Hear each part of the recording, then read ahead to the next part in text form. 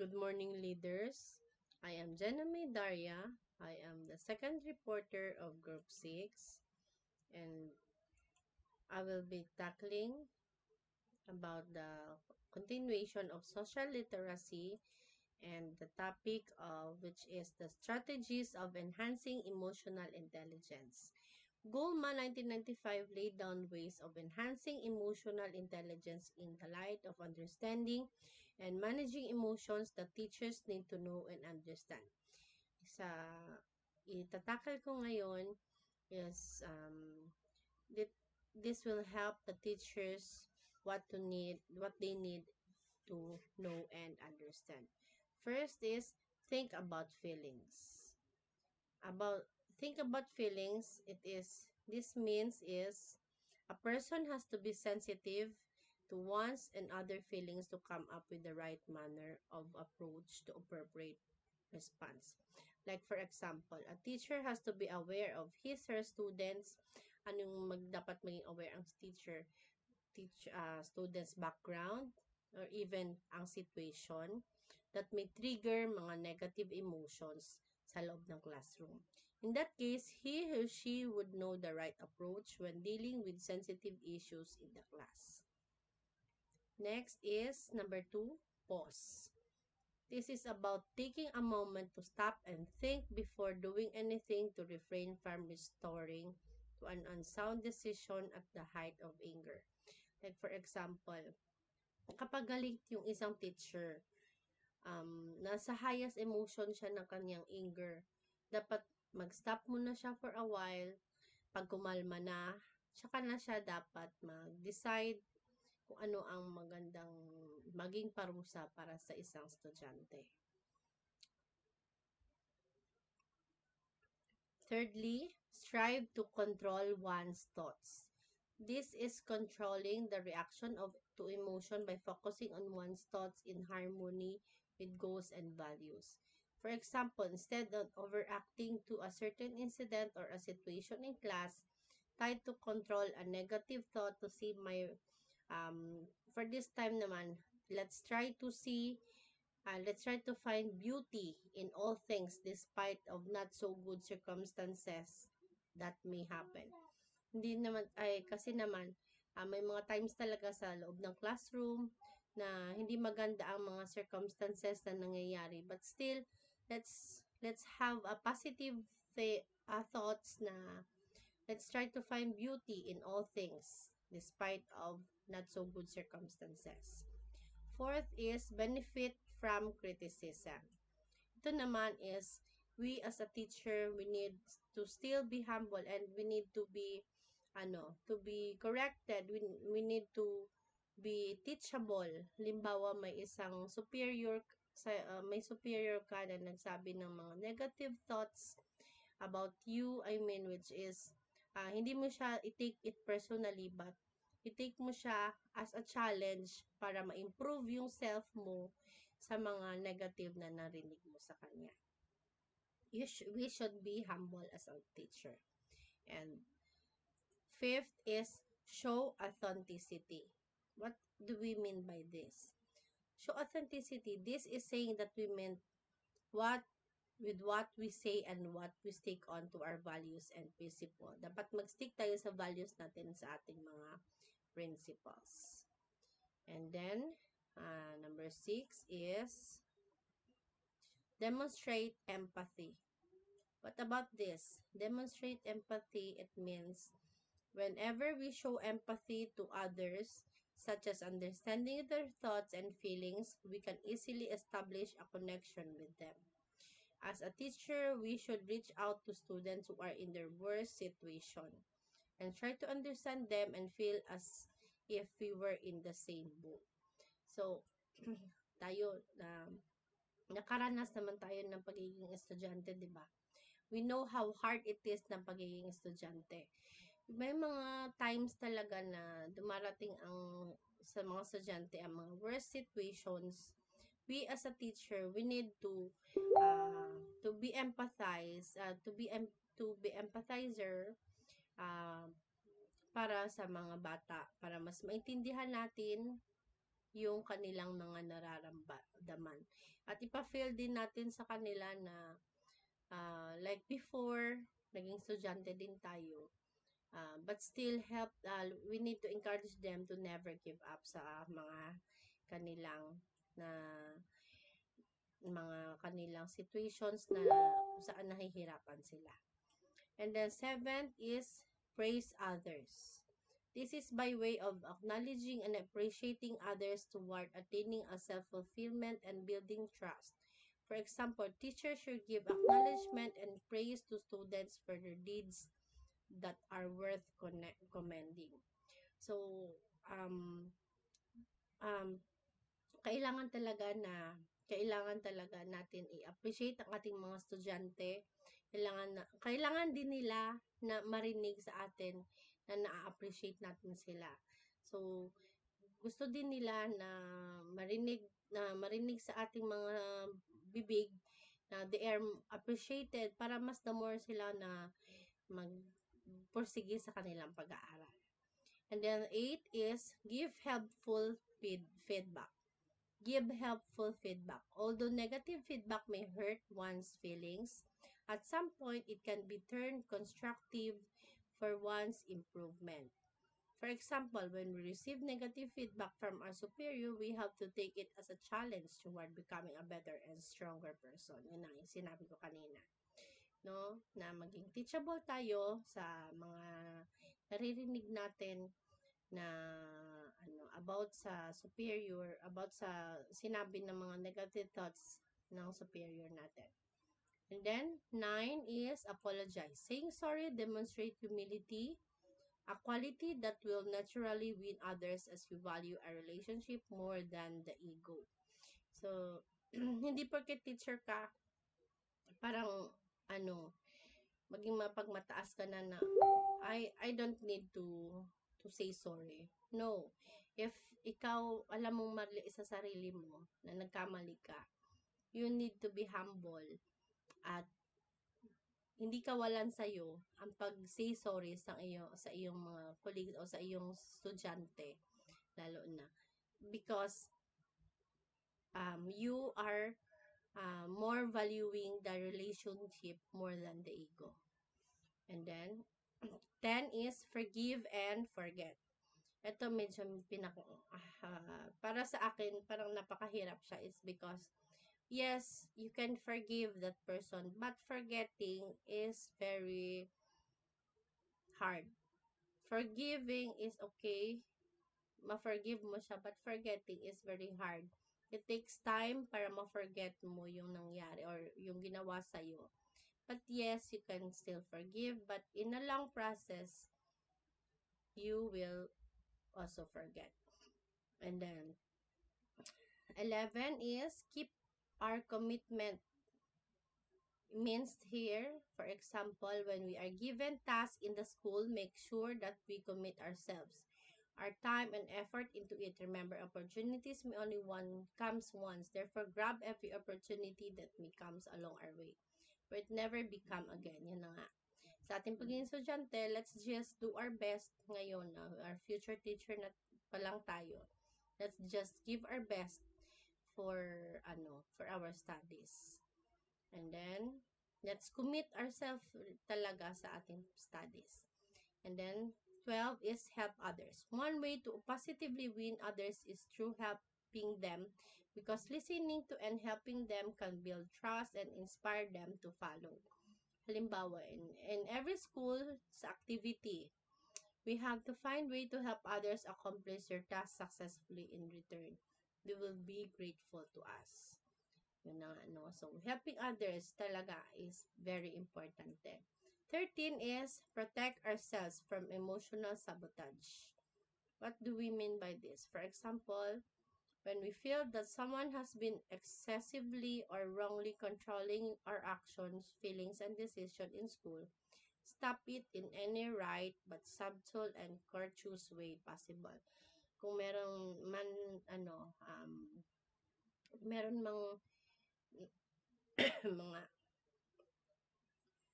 ma-feel tayo na may isang mga ginagawang masama sa atin, or nag-control ng action natin and feelings and decisions sa school, we should also approach them in a nice way na hindi talaga maganda yung kanilang ginagawa. And then, next is recommended tools in enhancing emotional intelligence. Ito naman yung mga recommended tools in enhancing emotional intelligence. At ano naman ito? First is, I'll just read this. Emotional intelligence can be enhanced in school with the help of the following tools and strategies. First is emotional literacy workshop. Itong emotional literacy workshop, this will help teachers to communicate with students, recognize and manage emotions, and increase self-awareness. Secondly, emotional literacy museum. It is a self-directed learning experience that teaches about the physiology of emotions, emotional regulation, and even emotional literacy. So, kapag may napupunta sa isang museum, na-experience ng mga bata ang klase ng mga experiences dito, hands-on talaga, which is nakikita nila yung mga history, mga ganyan. And then, 3 is mixed emotions cards. It is a beautiful deck of tarot-like cards or feeling labeled with the feeling and synonyms. So, number 4 is emotion card. It is an evocative, playful moon face illustration of emotion open-ended without labels. And then 5 is biodots. It is a simple reminder that emotions are part of your physiology. Yun. So, yung dito sa biodots naman, simple remind sa mga estudyante mo yung emotion ay part ng iyong physiology. And then, number 6 is bingo emotions. Ito naman, bingo emotion, it is typically a classic bingo game played with emotions. So, mag-play ng bingo, dapat with emotion. And then, number 7 is feeling faces. These are photos or real people and data about how survey respondents evaluate each picture. 8 is 6-second emotional. So, may 6 seconds dito na dapat may emotional o sa paggawa nito is 6-second emotional intelligence assessment. It provides feedback about the way one uses EQ and how to improve in this area. Meron yan siyang number 9 is the zoo. Animal workshop. It is an activity that intend to imitate an animal behavior and gesture that ends with reflection and group sharing. So, yung the zoo animal, kulang lang. The zoo animal workshop, it is an activity that intends to imitate animal behavior. So, and number 10 is face workshop.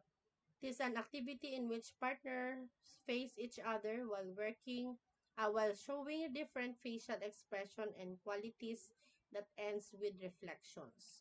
Number 11, the machine transformer. Participants in groups have to transform into an assigned machine or vehicle, of which each member shall comprise different parts deemed essentials and equally important that usually ends up with interaction and reflection. And then number 12 is tower building. Group will be tasked to build a tower using popstick and straws. The goal is to make the tallest and strongest tower of all. This will end up with interactions, sharing, open forum, and patching emotion barriers. Maalala ko ito yung like for example, just sa PBB PBB house Gen 11. Yung may mga times talaga na naga-build talaga sila ng tower, and then while building the tower, may mga emotions may mga pwede sila mag-open forum sa kanilang habang gumagawa, yun. And 13 is build me a house. The participants in group will be tasked to build a house using any available material around them. The goal is to make the strongest house. Then the facilitator will suddenly destroy the house made by the group and observe the members' emotion and reaction and let them express their feelings and thoughts. At the end, each one will draw realization, lessons, and values per reflection. So, yun na. Pagtapos ng paggawa ng house, yung facilitator sisirain. So, titingnan niya yung mga reactions. So, may mga emotions na yung iba siguro iiyak, ganyan. Makikita talaga yung emotions ng mga bata dito sa ganitong klaseng activity. Next is build me a house. After that is number 14 is internalization activity. Internationalization activity. Internalization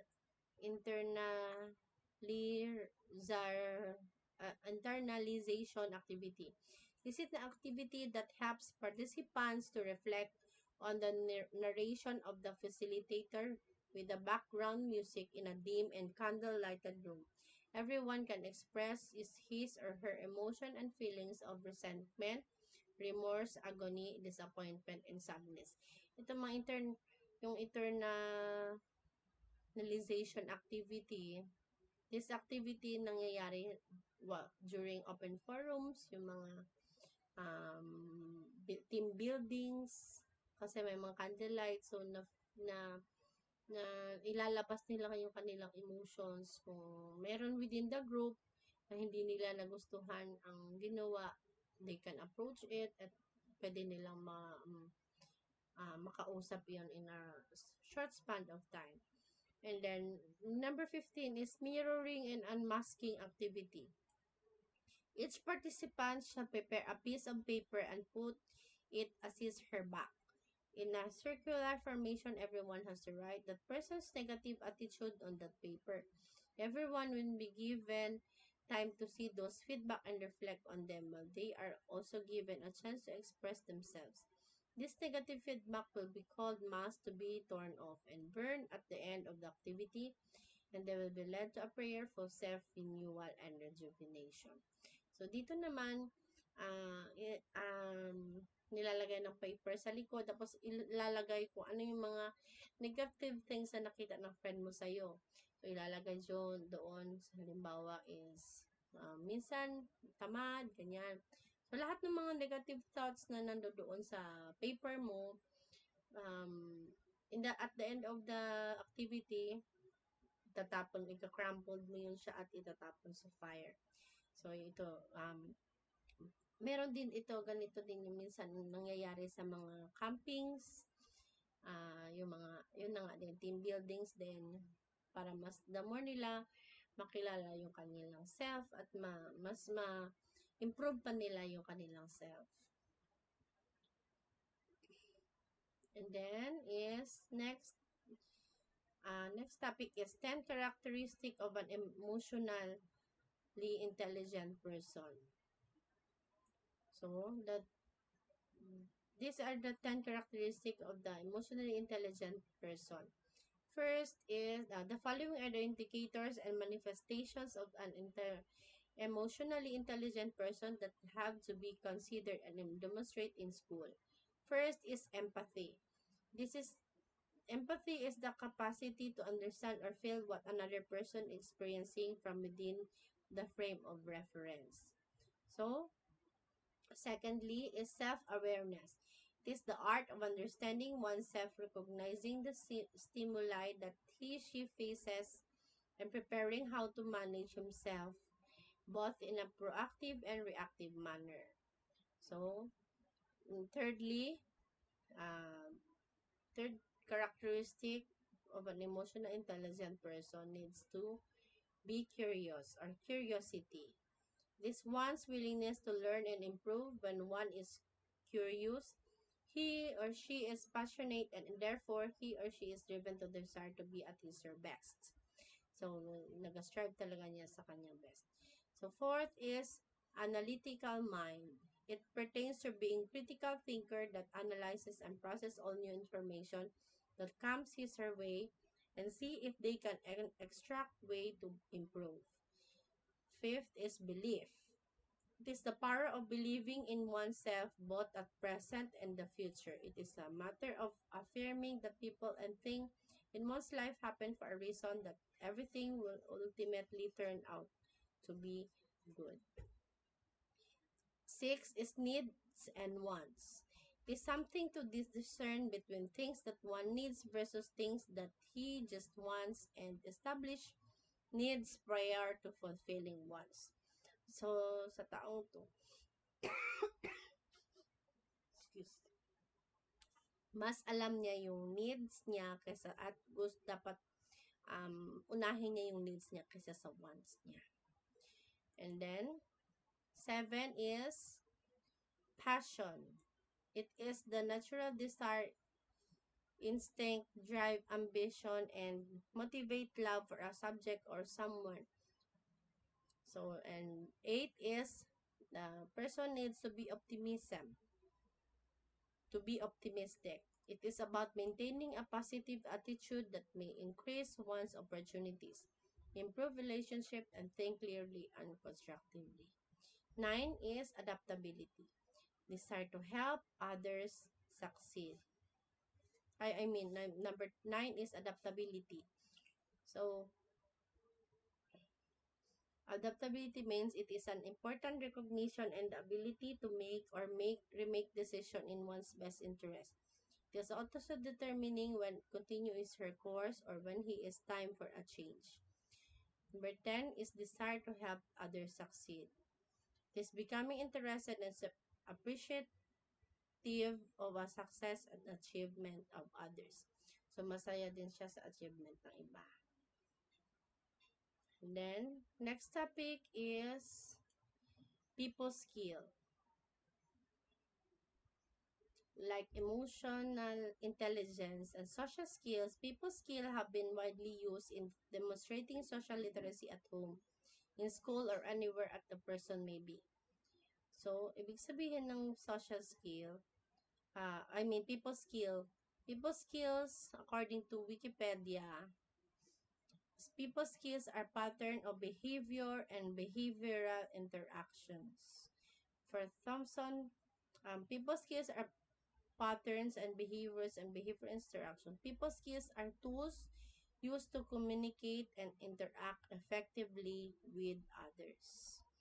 So it is a tools to use to communicate, interact effectively with others.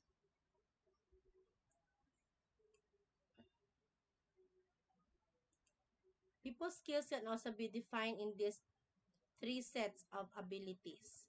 First is personal effectiveness, or about how one comes across with others. Secondly, interaction ability, or how well one predicts and decodes behavior. And number three is intercede easily, or ability to lead, influence, and build bridges between people. People skills are ability to accept, appreciate, and admire others or on a personal or professional level. In general, Portland Business Journal describes people skills as first, ability to effectively communicate, understand, and empathize. Secondly, ability to interact with others respectfully and develop productive working relationship to minimize conflict and maximize rapport. 3. Ability to build sincerity and trust, moderate behaviors, less impulsive, and enhance agreeableness. In general, people skills are an essential part of work. It is part of also the part of life and even social success. When one has a strong people skills, he is able to first pitch himself. Secondly, overcome social anxiety. Overcome yung kanyang social anxiety. And then 3, communicate ideas. And 4th is influence others positively. Thank you for listening and God bless.